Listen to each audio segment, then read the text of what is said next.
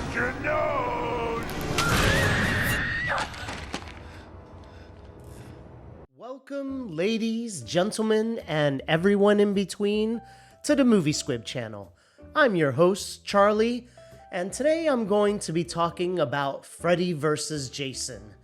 Now, before I do, as you can hear, my voice has changed a little bit, and the reason for that is that in the last two videos, I wanted to record both my audio and video together, but it just sounds awful. And as much as I wanted it to be more authentic, I think that it's better that you understand me better and that I'm not an ear sore and that I can actually get my message across of what I wanted to talk about. So now I'll be doing the audio and video separate. I hope it's not too distracting, and I hope you still enjoy my content. That being said, let's go ahead and move on to Freddy vs. Jason. So, I have a bit of a love-hate relationship with Freddy vs. Jason. Now, you see, there's a lot of really good elements in this movie, great death scenes, some really good set pieces. I really love the way both Freddy and Jason look in this movie, but it is completely and totally ruined by horrible CGI. Now, I can't stress how much I hate CGI in horror movies. Sure, there are hybrid CGI / practical effects that really work, and of course, not everything can be practical effects, but a lot of CGI that I see just looks either lazy or just looks awful and takes you out of the movie, so it's pointless. For me, if you're gonna do a horror movie, go practical as much as you can. Anyway, so the movie starts off with Freddy basically explaining his entire plan on how he's going to get Jason to think that the kids on Elm Street need to be punished by his mother, and there you go. This is really odd. I don't understand why this movie decided to have Freddy give the entire plot of his plan, but you'll see that throughout this movie. I call them expo dumps, and there's a couple of expo dumps that are just absolutely ridiculous. So, basically, what's going on is that Freddy has invaded Jason's nightmares. He's pretending to be his mother, and he tells him that his job is not finished and it's time to go to Elm Street and punish the kids there. So Jason gets up and he makes it on over to Elm Street. I have no idea how. I mean, he walks at about 1 mile every 4 hours, so I was assuming it was a year ago that Freddy invaded Jason's mind, and he's finally making it to Elm Street 1 year later. Anyway, back at Elm Street, you've got Blondie here, and she now lives in the infamous house from Nightmare on Elm Street. You've got her and her friend, I'm going to call her friend Menthol here because she smokes cigarettes and she gets called out on it. And then this girl is called Destiny's Child. And if you're under the age of 20, you're probably like, who the hell is this girl? Go ahead and Google Destiny's Child and you'll see who that is. And then everybody over the age of 20, you know who she is. Anyway, so two boys come over the house. Jason makes his appearance. He takes out the guy who says, "Babe," and it's a fantastic death. Really chunky, really gory. The kids run outside. A police officer happens to be passing through, and they flag him down, and the cops come. Now, this is really weird, but the cops apparently all believe that it's Freddy Krueger, and the higher up is telling him not to talk about it, but of course he lets the name slip out.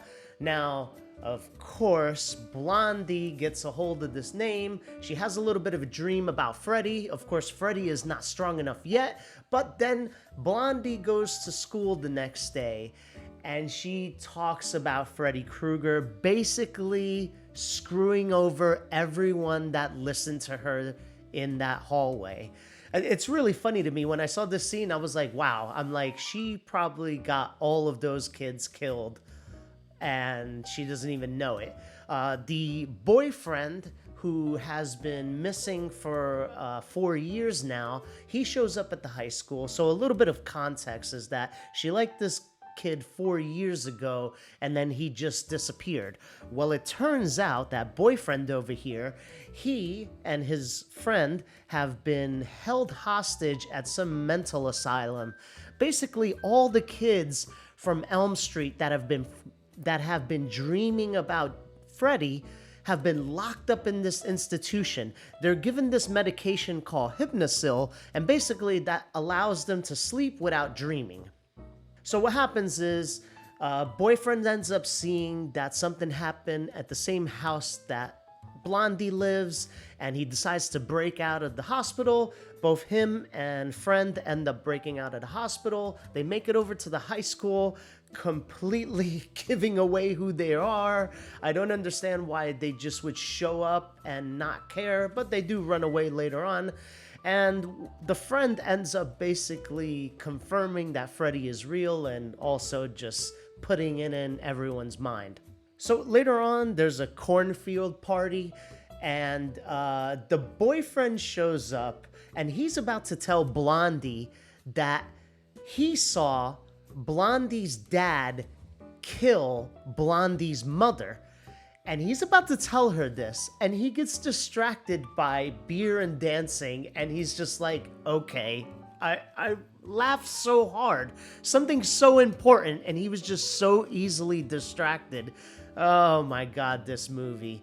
Anyway, Menthol ends up falling asleep. There's this creepy guy who gets on top of her, and then Jason goes to town. Now, Menthol almost died by the hands of Freddy, but of course Jason gets to the creepy guy on top of Menthol and Menthol as well. He brutally murders both of them. Freddy's pissed off. Then Jason wreaks havoc on this party. I mean, they throw this strong alcohol on him and light him on fire, and he's just still chopping people down. It's fantastic. There's a little bit of CGI here and there, but nothing crazy. So they leave the cornfield. Boyfriend ends up taking Blondie home. The dad ends up taking her out of the car. Instead of the dad just immediately telling Blondie the truth, he just ends up lying and keeps lying to her. He gets her to take the Hypnosil because he's apparently in on the whole thing. He's the one who sent all of those kids to that institution and locked them away without any type of communication. But instead of just telling them, and I would have said, look, this Hypnosil is going to save your life because Freddy is real, and when he gets into your dreams, he can kill you in real life. Take this Hypnosil so you won't die. If he just did it that way, they would all be saved. But of course, he keeps lying, and everybody gets screwed. Same thing with the cops. They keep lying, and everybody gets screwed over because of it. Anyway, the friend who escaped the mental institution, he ends up falling asleep, and then Freddy finally is strong enough to send a message. He sends a message to the kids. Now, this is really funny. The kids all gather together. Stubbs also walks in. Now, Stubbs, which is the police officer that initially finds the kids outside, he is new to the police force, so he doesn't know anything about the Freddy Krueger murders. Now, the cops themselves are telling him, hey, don't worry about it. We know what this is. We'll handle it. But Stubbs is convinced that it's Jason and not Freddy Krueger. So he goes to the kids, and then the most hilarious thing happens. Basically, the kids figure out the entire plot of the movie. They figure out Freddy's entire plan, how Freddy invaded Jason's dreams and is convincing him to kill the kids so that they would be afraid and think that it's Freddy. I mean, I laughed so hard at this scene, but it's schlock. It's funny. You know, it's not something that really threw me off the movie. The CGI throws me off more than anything, but it was just hilarious. Anyway, so their plan is to go back to that hospital and get the Hypnosil so that they don't get killed by Freddy Krueger. They end up going to the hospital. They sneak in. This J Muse wannabe character ends up getting possessed by Freddy. I don't know how. Apparently, he wasn't strong a couple of hours ago, but now he's strong enough to possess someone in real life. But he goes ahead and possesses someone in real life. By the way, I hate that CGI worm. I love the idea of the worm. I just hate the CGI. Again, ruined. Anyway, so J Muse wannabe gets possessed and he ends up dumping out all the pills. Jason arrives at the hospital. He immediately takes out Stubbs. Poor Stubbs, we'll miss him. Anyway, he's crushing through. Now, the kids start running and they see Jason Muse wannabe standing still. The J Muse wannabe has Tranks right behind him. He ends up tranquilizing Jason. And then they take him with them to go to Crystal Lake. I don't understand why you would take Jason with you. I would have pumped more tranquilizer in him and just left him for the cops and let them deal with that guy. But what they end up doing is they put him in a van and they decide to take him to Crystal Lake. Now, their reasoning is that if they take Jason to Crystal Lake, then perhaps he'll go back into his slumber and he'll be resting in peace. And on a worst case scenario, at least he'll have a home field advantage against Freddy, which I don't understand how, but oh well. They're in the van, and then Jason appears to be dying. The two boys end up convincing Destiny's Child to give Jason mouth to mouth, and kudos to her because she was about to do it. And then, of course, he wakes up. They flip over the van. Jason flies out of the van comically. Again, I laughed out loud at this scene. So they're pretty much at Crystal Lake. Now, earlier, what happens is Blondie goes to sleep and she dreams of Freddy. And what she does is she ends up grabbing his ear before she wakes up and she pulls his ear into the real world. So her plan is to fall asleep, and when Freddy is close enough, they wake her up and she pulls Freddy into the real world. So Blondie ends up going to sleep, but then she can't wake up. But at the last minute, she does wake up. She ends up dragging Freddy with her to the real world. And then comes the Freddy versus Jason battle we've been waiting for. Now, it's not the greatest of battles. It's not anything magical, but they are some really good scenes. There's a lot less CGI in this, so that's really good. They battle each other out. They tear each other apart. And then, in the end, once it appears that Freddy has the upper hand, Blondie comes out of nowhere. She ends up chopping off his head, and they both get exploded. Now, the movie does end with Jason walking out of the water, carrying Freddy Krueger's head, and Freddy Krueger very much appears alive.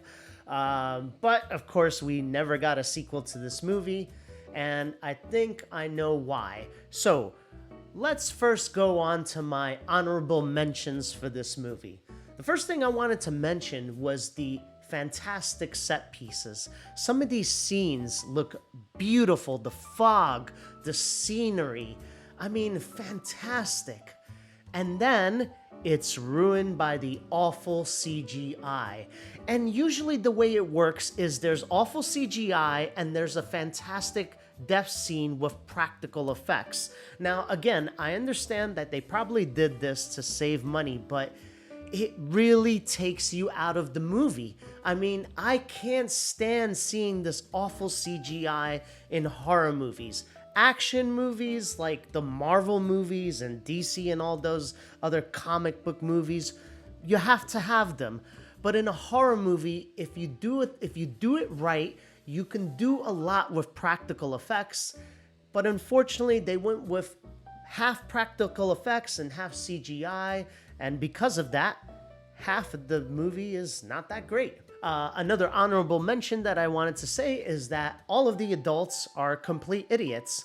Now, I understand that these movies, most of the adults usually don't believe the kids, but wow, the adults in this movie are really, really stupid.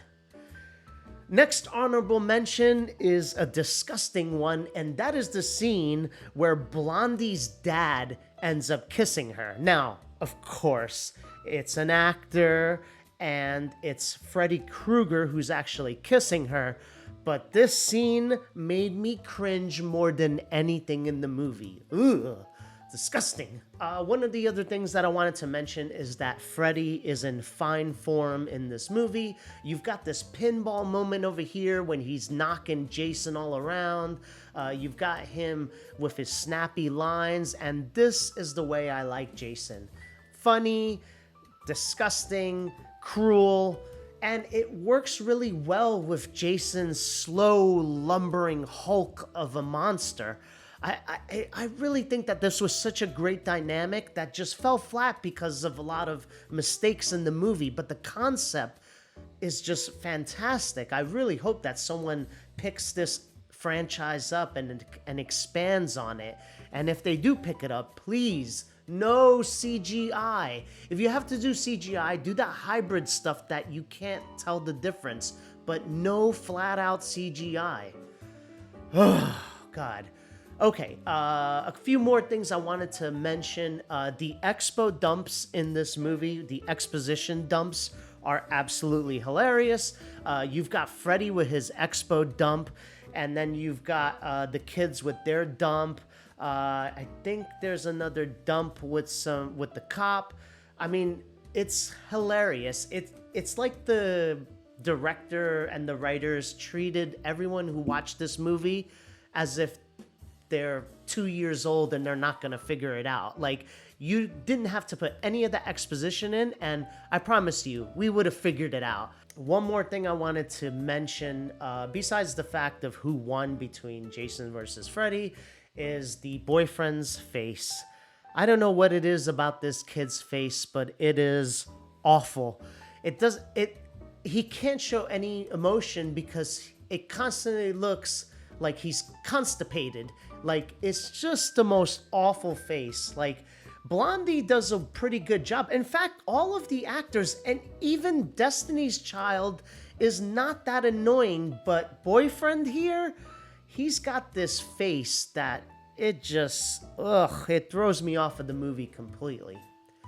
Now, who won between Freddy versus Jason? I'm gonna say that Jason won. Of course, Blondie ends up intervening, but hey, I'm going with Jason because he's the one that's walking out of the water with Freddy's head.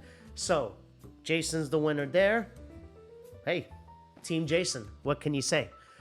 Now, how would I fix this movie? Pretty easy. I'd definitely just get rid of the CGI, all of it. I'd get rid of all the CGI, maybe try to throw in 1 or 2 more death scenes with Freddy or Jason. I would have preferred with Freddy more because I love his comedic aspects of his torture and death scenes, but Jason is just as good. Again, I don't think I'd change any of the actors except for Face over here. I mean, oh God, he's awful. His friend is not annoying, but nothing special. But again, not enough to change. I kind of like Blondie. Don't get fresh. It's not because of that. But I liked her acting. She was okay. The dad is gross. Stubbs was only there for a little bit, but I love seeing that actor. He was on this movie called Dead Man on Campus. I remember first seeing him on that, and he's absolutely hilarious in that movie. Well, I hope that you enjoyed this little mini review of Freddy vs. Jason. I truly enjoyed this movie, and if you have a chance, definitely watch it. It's a schlock Friday night / Saturday night movie. Grab a couple of beers. If you got some friends, get your friends together and watch this movie and make fun of it and have a good time. I promise you, you will have a great Friday / Saturday night, or if you want to do it on the weekdays, go for it.